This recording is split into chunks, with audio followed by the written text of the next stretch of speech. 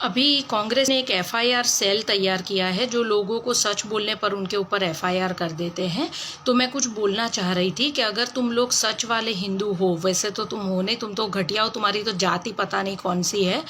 दादी भी निकम्मी जो अपने पति का सरनेम नहीं लगा पाई, बाप भगौड़ा जो युद्ध के टाइम पे भाग गया था, नाना निकम्मा जो हिंदुस्तान पाकिस्तान करके एक वोट के बेस पर प्रधानमंत्री बन गया। मतलब तुम लोगों को भीख पे जीने की आदत है।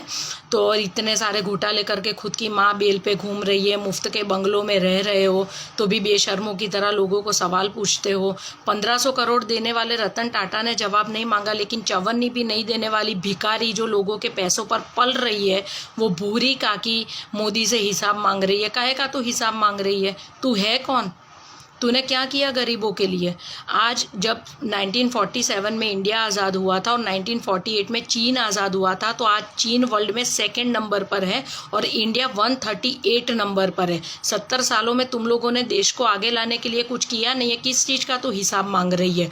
पाकिस्तान बना तुम्हारे राज में, बांग्लादेश बना तुम्हारे राज में, मुस्लिम पर्सनल लॉ आया तुम्हारे राज में, अल्पसंख्यक का मंत्रालय बना तुम्हारे राज में, अल्पसंख्यक के विद्यालय बने तुम्हारे राज में, अल्पसंख्यकों का लॉ बना तुम्हारे राज में। तुमने हिंदुओं के लिए क्या किया? तुमने हिंदुओं को आरक्षण दिया। क्यों? क्योंकि हिंदू अंदर अंदर लड़ता रहे, मरता रहे और तुम लोग अपनी रोटियां सेकते रहो। जिन किसी को भी पता नहीं है, मैं उन लोगों को बता दूं कि Nehru actually Hindu common bill code bill लाना चाहता था, जिसके चलते सरदार वल्लभ भाई पटेल ने उनको बोला था कि अगर तुम ये बिल लाए हिंदुओं के लिए तो मैं कांग्रेस से इस्तीफा दे दूंगा। इसलिए उनके देहांत के बाद इस नेहरू निकम्मे ने हिंदू कोड बिल पास करवाया था और आज जो ये हिंदू भुगत रहा है ना, वो उस निकम्मे की वजह से भुगत रहा है।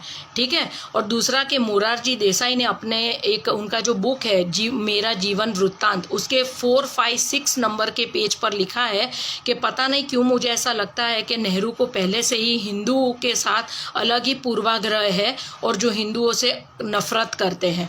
और जेबी कृपलानी ने भी कहा था कि अगर आप हिंदू से प्यार करते तो कभी हिंदू कॉमन बिल नहीं लाते, आप कॉमन सिविल कोड लाते जो सारे धर्मों को लागू पड़ता। लेकिन आपने हिंदुओं पर अपना गुस्सा उतारा और आप हिंदुओं को धोखा देने के लिए जनोई पहनते हो। ये जेबी कृपलानी के शब्द है। तो मतलब ये परिवार पूरा नीच परिवार है जिन्होंने सिर्फ देश को लूटने का काम किया है और देश की बर्बादी में पूरा योगदान है। अभी भी समझ जाओ, हिंदू एक हो जाओ और इन लोगों की बैंड बजा दो।